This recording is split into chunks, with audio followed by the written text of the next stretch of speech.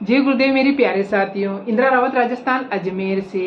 कहो साथियों कैसे हो, ईश्वर की दया से अच्छे ही होंगे। प्यारे साथियों, एक बार एक महात्मा थे जो कि गांव के बाहर में एक कुटिया बनाकर वहीं पर रहते थे और ईश्वर की स्तुति करते रहते थे और अपने ज्ञान के कारण वो लोगों को कुछ सलाह मशवरा और अपनी कुछ बीमारियों का भी इलाज लोगों को बताते थे। तो इस प्रकार धीरे धीरे उनकी प्रसिद्धि दूर दूर तक फैल गई थी और लोग उनके पास में अपनी बीमारियों को लेकर आते थे और उनसे कुछ न कुछ नुस्खे लेकर चले जाते थे। किसी किसी निश्चित तिथियों पर महात्मा जी खूब सारे लोगों को बुलाते थे या फिर बहुत सारे लोग अपनी श्रद्धा के कारण निश्चित तिथियों पे उनके पास में पहुंचते थे और उनसे अपने दुख तकलीफों के बारे में जानकर उनसे राय लेकर जाते थे और लोगों को फर्क भी बहुत लगता था। तो एक बार एक निश्चित तिथि पे बहुत सारे लोग उनके पास में आए और लोग महात्मा जी को अपनी अपनी परेशानियां बताने लगे। महात्मा जी सबसे अपनी परेशानियां सुन रहे थे और उनके अनुसार उनको उनका इलाज भी बता रहे थे। लेकिन कुछ कुछ लोग जो कि दुख दर्दों को लेकर महात्मा जी को सुना रहे थे, तो कुछ लोगों को काफ़ी एक अच्छा समुदाय था, उनको लोगों को महात्मा जी ने बोला कि आप लोगों को जो जो भी परेशानियां हैं ऐसा करिए, आप सब कल 12 बजे मेरे पास में आइए और आपकी जो जो भी परेशानियां हैं एक घर के अंदर जाके एक छोटा सा कपड़ा लीजिए और आपकी जो भी परेशानियां हैं उसके अंदर एक कपड़ा और डालिए और जो परेशानी है उसको आप कागज पर लिखकर अपनी पोटली के ऊपर लिख दीजिए। आपका नाम पता उसमें नहीं लिखना है, सिर्फ आपको जो प्रॉब्लम है या जो बीमारी है उसी को आप अपने कपड़े के ऊपर चिपकाइए और वो पोटली बनाकर मेरे पास में लेके आइए। सभी को ऐसे बोला, जो जो भी अपनी दुख और परेशानियां लेके आए थे ना, सभी को ऐसे बोला।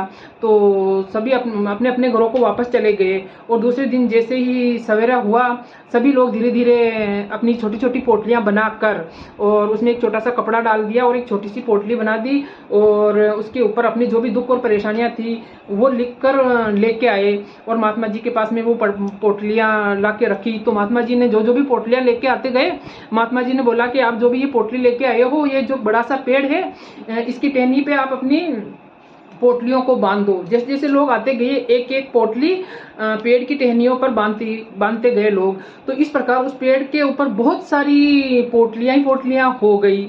उसके बाद में सभी लोगों को महात्मा जी ने अपने पास में बुलाया और बिठाया, क्योंकि एक दिन पहले भी सभी लोगों ने अपनी अपनी परेशानियां और बीमारियां उनको बताई थी।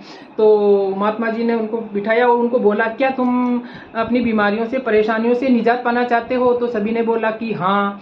तो चलो सुनो, ऐसा करो कि वो जो एक पेड़ के ऊपर जो सारी पोटलियां बंधी हुई है तुम अपनी पोटली छोड़कर कोई सी भी पोटली उठा लेना और उसके ऊपर जो भी प्रॉब्लम है या जो भी बीमारी है वो उसके ऊपर लिखी हुई है। तो ऐसा होगा कि जो तुम्हारी प्रॉब्लम है वो तो हट जाएगी, लेकिन जो पोटली तुम लोगे वो परेशानी तुम्हारे जीवन में आएगी। अगर तुम अपनी वाली परेशानी से परेशान हो चुके हो तो तुम अपनी पोटली चेंज कर दर्द को चेंज कर सकते हो।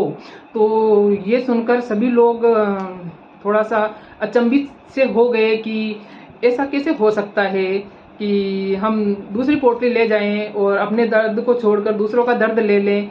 कुछ लोग उठ के गए भी सही पोटलियों के पास में और सब पर जो लिखा हुआ था देखा भी सही।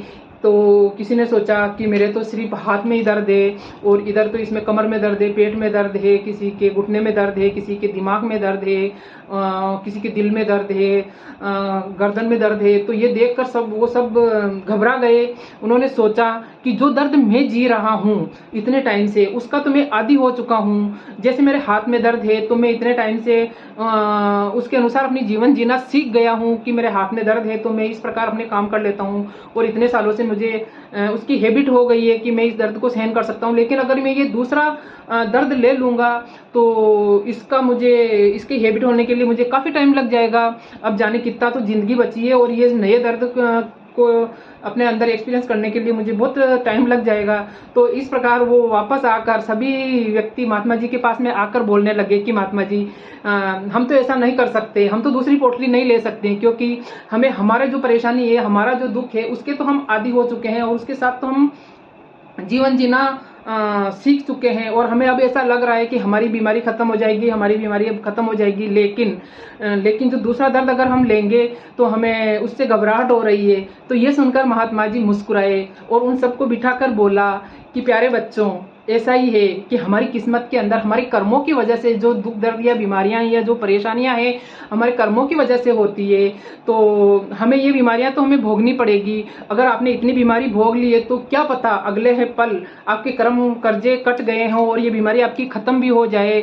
तो इसीलिए हम दूसरों की बीमारियां अपन ले नहीं सकते हैं, दूसरों के कर्म कर्जे हम नहीं उतार सकते हैं। हमें हमारे कर्म कर्जे उतारने के लिए ही इस धरती पर आए हैं। तो अगर हमें हमेशा अपनी बीमारी का इलाज कराने की कोशिश करते रहना चाहिए और अपने मालिक से प्रार्थना करते रहना चाहिए कि अगर हमारे कोई कर्म कर्जे हैं तो उन्हें उतारिए और हमें इन दुख और परेशानियों से दूर कीजिए। तो जो दर्द और दुख दर्द है उसको आप बहुत ज़्यादा परेशानियों में नहीं रहे और उसको अपन नज़रअंदाज करके अपने जीवन को जीते हुए आगे बढ़ते रहिए।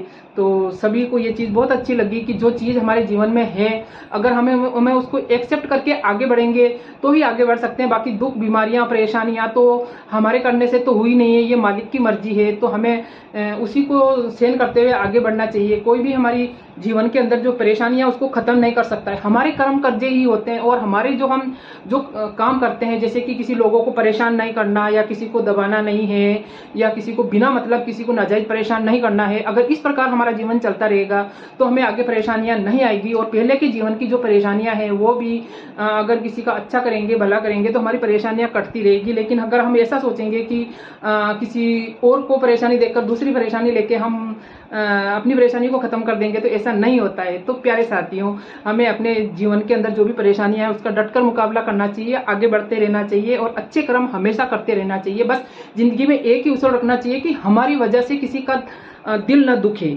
बस इतना हमें जरूर ध्यान रखना चाहिए कि हमारी वजह से किसी का दिल ना दुखे, क्योंकि सभी को खुश रखना तो हमारे बस में है ही नहीं है, लेकिन इतना तो हमारे बस में है कि हमारी वजह से किसी का दिल ना दुखे। तो प्यारे साथियों, आपको ये छोटी सी कहानी कैसी लगी? अच्छी लगी हो तो लाइक कमेंट और शेयर कीजिए और आप मेरे चैनल पर नए आए हो तो सब्सक्राइब कीजिए। जय गुरुदेव।